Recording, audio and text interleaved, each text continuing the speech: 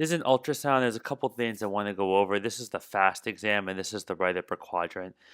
You have views of the liver tip right here, which is good, which you need to see.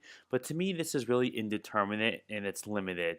You need to show me the entire view of Morrison's pouch. I can't just see the liver tip. I need to see the spine, the diaphragm, the base of Morrison's pouch, not just the liver tip. This is all that's seen on the right upper quadrant. So because of that, the fast component is indeterminate, and you can't really make a clinical decision. In terms of the lung ultrasound, I agree. There's not a high amount of B lines.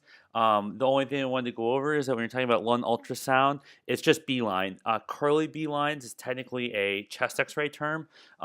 B lines itself on ultrasound is just B lines. In terms of the cardiac ultrasound, to me, I wouldn't call this hyperdynamic. I would just call this tachycardic. I don't think the walls are coming together with an ejection fraction of like 75, 80, 90%. And that to me is what hyperdynamic means. To me, I just think it's tachycardic, which is why it looks like it's going the way it is. The other thing, based on the views saved, I wouldn't say that there's apex hypokinesis. Your angle is not perfect here, and so to me, I wouldn't really comment on that. I would really just start by commenting and saying, is the ejection fraction um, decreased? Is it normal? Or as you said, is it hyperdynamic? And to me, I just think you have a normal ejection fraction. I don't think it's decreased.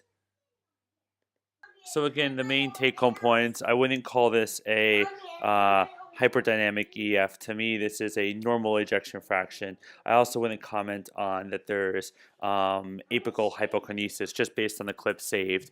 In terms of the lung ultrasound, I would just call it B lines instead of curly B lines. And then finally, in terms of the fast exam, the pelvis and left upper quadrant were good, but the right upper quadrant to me is limited because you don't see the base of Morrison's pouch, you don't see the spine or diaphragm. Hope this helps, and if you have any questions, thanks for saving.